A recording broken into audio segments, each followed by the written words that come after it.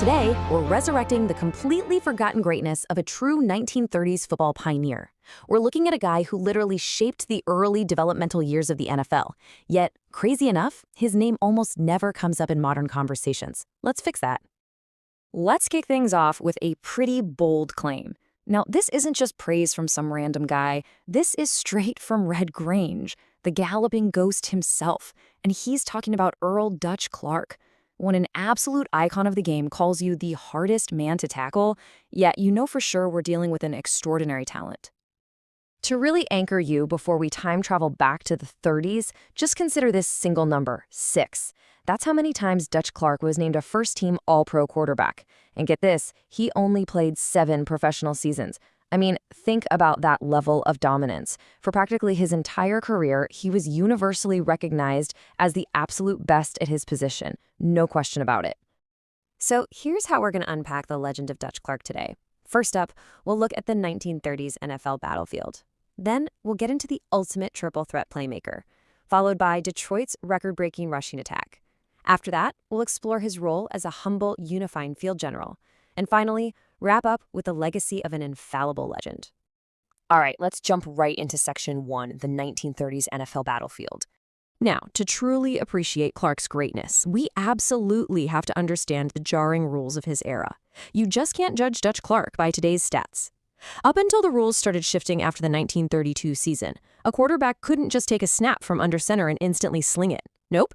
You actually had to be a full 5 yards behind the line of scrimmage just to legally attempt a forward pass.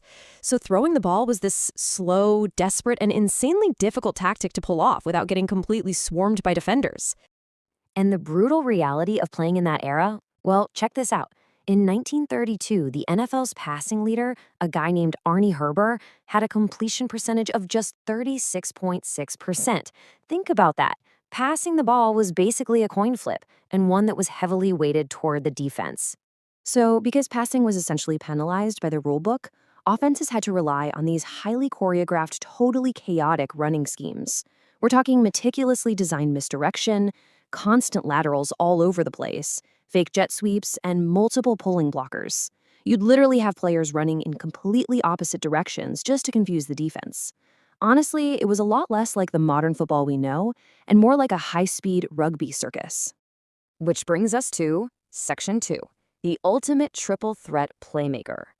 Thriving in that kind of chaos required a completely unique set of skills. While the rest of the league was fumbling through that 36.5% completion average we just talked about, Dutch Clark steps in and completes an astonishing 53.5% of his passes. I mean, he completely shattered the incredibly low passing standards of his time.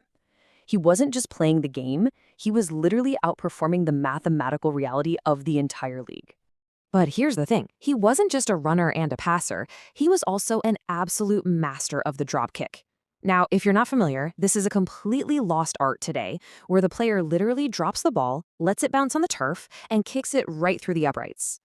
Dutch Clark was the designated drop kicker for his team, and that made him the ultimate triple threat back. I mean, he could run right through you, pass over you, and then just kick the points himself, the whole shebang. What's really wild is that his success didn't even come from raw, overpowering physical gifts. Actually, Clark wasn't particularly fast, and he had such poor eyesight he practically needed a seeing-eye dog to find his receivers downfield. Yet his teammates swore his dominance came purely from his intellect. He had this uncanny tactical genius for perfect positioning and an unbelievable knack for just following his blockers through all that chaos we mentioned earlier. It was like a giant puzzle to him, and he always knew exactly where the pieces were moving. Moving right along to Section 3, Detroit's record-breaking rushing attack. 426. That right there is the jaw-dropping NFL record for rushing yards by a team in a single game. It was set by Clark's Detroit Lions way back in 1934.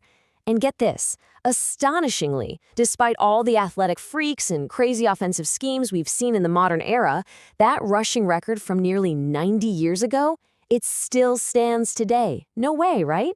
And Dutch Clark was the absolute engine of that historic infantry attack. In 1934, he led the entire NFL in total offense with over 1,100 yards. That included one single game where he rushed for 194 yards all by himself against Cincinnati.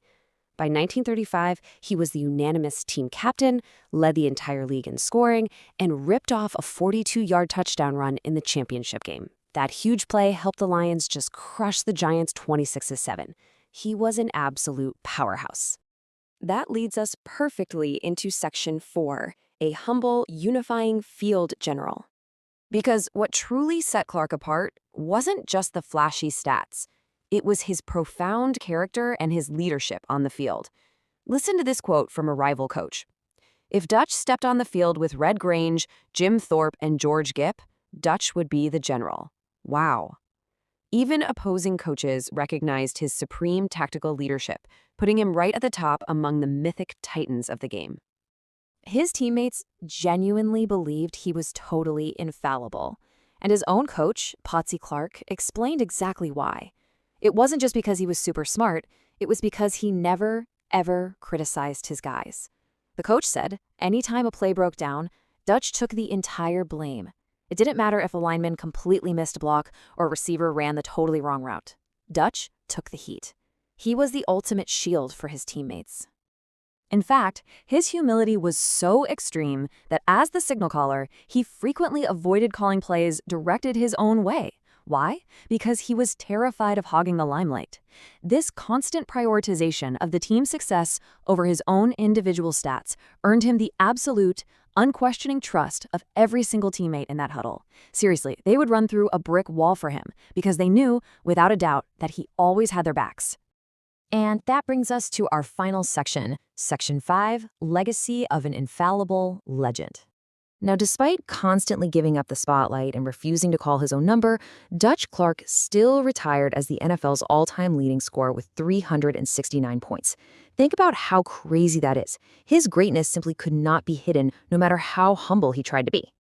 Just look at this timeline. His recognition spans practically a century.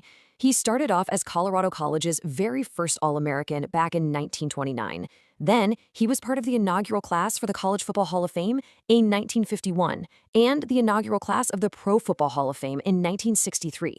And then, fast forward to 2020, he was named to the NFL 100 all-time team. He stands as the oldest running back to receive that ultimate honor. A true legend. To wrap up this explainer, I want to leave you with a bit of a provocative question to chew on. How can Dutch Clark's forgotten principle of extreme ownership, taking the blame while sharing the glory, how can that elevate your own team today? True leadership transcends eras, it transcends rules, and it definitely transcends statistics. Dutch Clark wasn't just a triple-threat football player. He was a masterclass in how to lead people. Keep that in mind the next time you step into a huddle, a boardroom, or anywhere you need a team to succeed. Thanks so much for joining me, and keep exploring.